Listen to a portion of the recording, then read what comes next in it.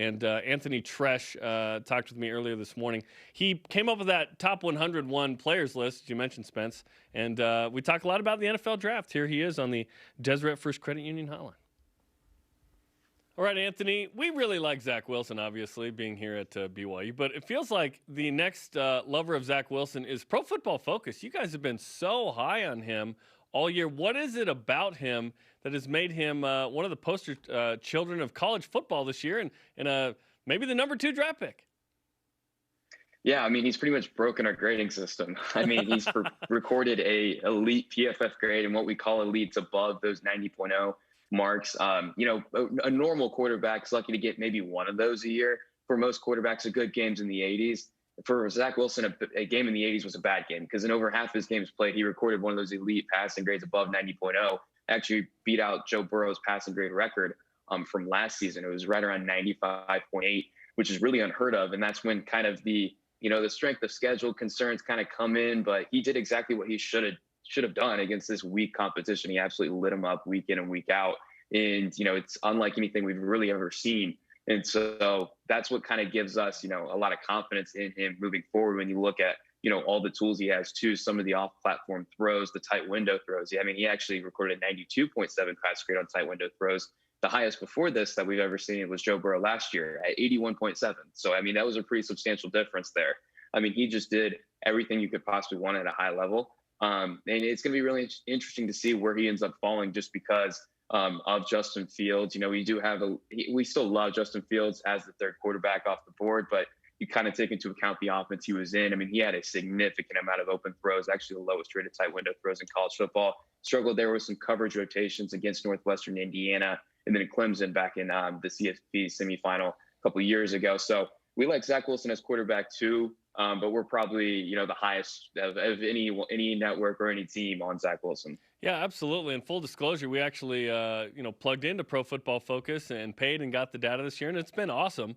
And it's been awesome to talk to guys like you on the show throughout the year. So I want to ask you this with the NFL draft. Certainly, Zach is in the conversation for 2. At 1, it feels like it's Trevor Lawrence, right? But maybe Justin Fields with the Ohio State thing with Urban Meyer. And then Zach's going to be probably quarterback 2 or 3. So where do you see him falling to potentially? Because it feels like he's not going to go outside the top 5.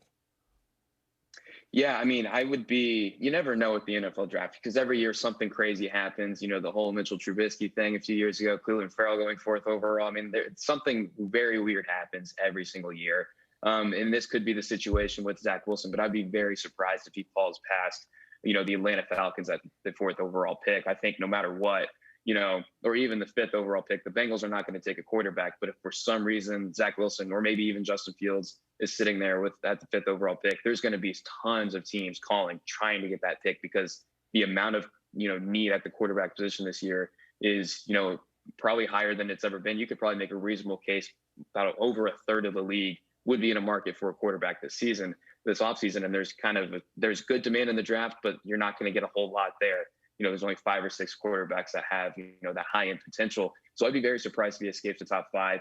I don't think he should escape the 2nd overall pick. I think it should be Trevor Lawrence, Zach Wilson, and then Justin Fields at 3, even to Miami. I mean, you look at Tua Tagovailoa and Justin Fields, we still like Justin Fields even more as a prospect. And given what we saw from Tua, kind of makes sense to lean that route and then, kind of offer Tua in a trade elsewhere. But I would be surprised if he ends up falling past, the 4th or 5th pick. Things go so fast, right? A year ago, we were not thinking Zach Wilson wouldn't be here for a senior year. Now we're talking about him being the highest draft pick in BYU history. I mean, things escalate quickly. And in the top 101 players, you guys had Zach Wilson at number 3, which we affectionately called the number 1 non-Alabama player, which was fun with Devontae Smith and Mac Jones. Was Zach Wilson the surprise player of the year in college football? Yeah, I think he has to make, he has a reasonable case for it. I think Mac Jones is up there. Devonta Smith, we didn't really expect him to put up, Heisman level numbers or, consider him, that Amari Cooper, Julio Jones type of draft prospect. Before the season, we thought he would have an incredible year, one of the best wide receivers in college football. So I think it's Mac Jones or Zach Wilson, just because those two put up PFF grades like we've never seen. Like I mentioned earlier, we've never seen a quarterback produce a single season PFF grade above 95.0. Zach Wilson, Mac Jones both did that this season.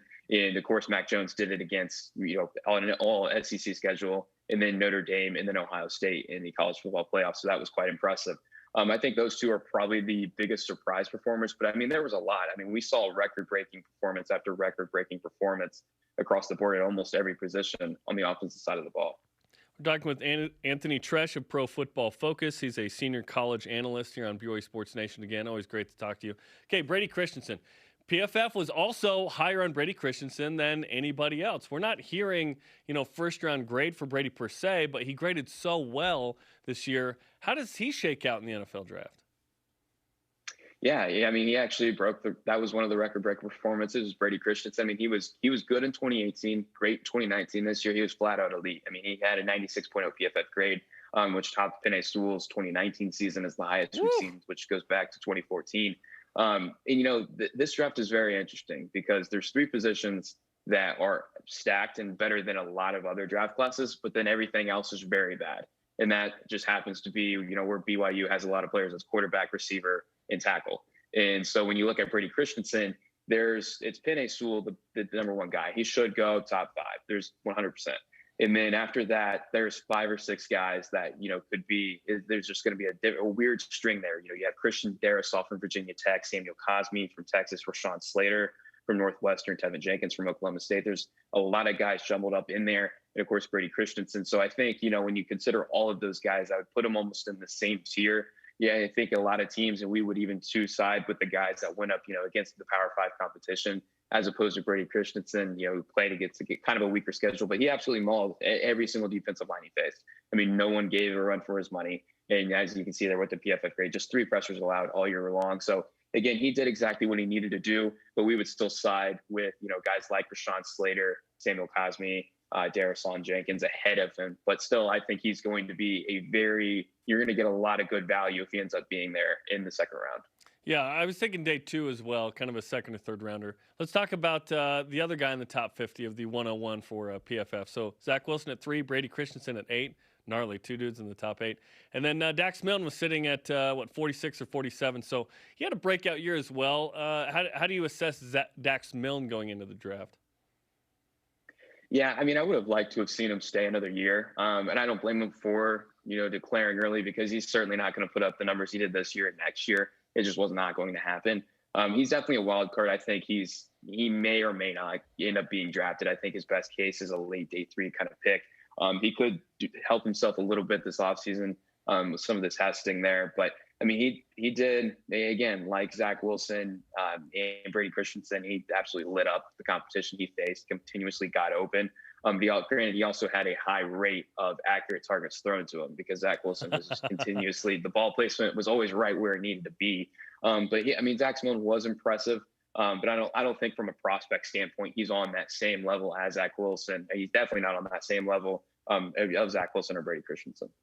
And then there are a couple other guys that are interesting, perhaps draft picks, perhaps undrafted free agents. And Kairos Tonga, defensive tackle, Matt Bushman, who tore his Achilles prior to the season, but was on the radar at tight end. And then a guy like Isaiah Kafusi at linebacker. Any of those guys pop in terms of potential draftable guys, in your opinion? I think they're all kind of in that Dax Milne territory where they could, and it's going to be a late day 3 kind of scenario. Just because, they were good, but they didn't really have those types of Brady Christensen's or Zach Wilson's type of season where they were, week in, week out, down for down, just dominant.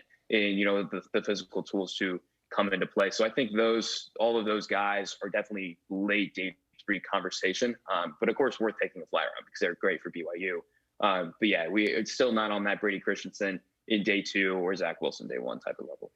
Tell us about how you assess a player, what goes into the scores, because we see the numbers and they're impressive for what BYU did this year. And as you've mentioned several times, and I completely agree, it's BYU played a schedule that was a little easier, right? And yet took advantage and dominated. So how does that go into the scoring when you assess a player based on kind of who they're playing? Yeah, so that's a very important thing with the, looking at the player grades, just because the strength of schedule is not baked into there. So, off the top of my head, if you were to look at the top 10 offensive guards in college football this year, the top 9 is going to be non-Power 5 guys, just because they played against lesser competition. It's kind of easier to dominate.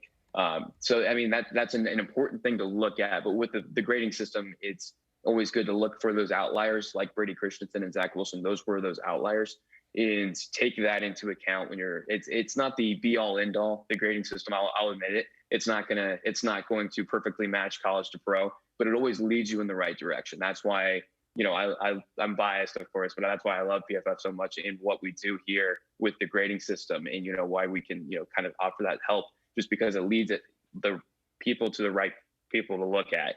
And then at the end of the day, you can dive into the tape, and that's what the teams love too, because they compare our database with the video and pull up certain situations and filters and find out you kind of see what kind of competition they faced, how they earned the reps.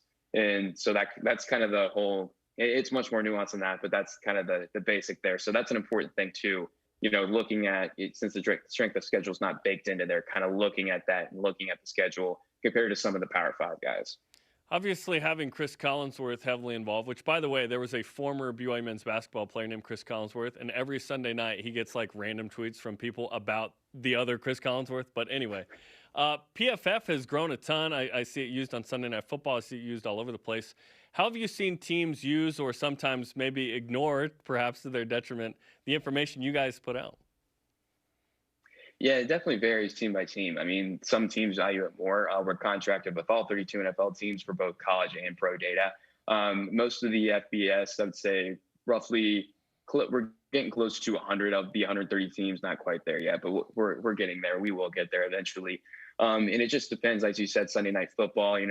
Myself and a couple of other guys, we help out and do live stuff for Sunday Night Football, and we're hooked in there, help them give them the data that they want for the broadcast. But yeah, like I mentioned earlier, the biggest thing the teams want is that video feature, just because, back in the day, it's cutting up tape. That would take hours. I mean, we're helping them save, tens of thousands of hours in the off season, just because, you want to see a guy under pressure on third down. You want to watch all those dropbacks. All right. It would take days to get that before. Now you can just click 2 buttons and it pops up right there for you. So that's the biggest thing the teams like. And, so it's just kind of another leading factor there with all the data we have.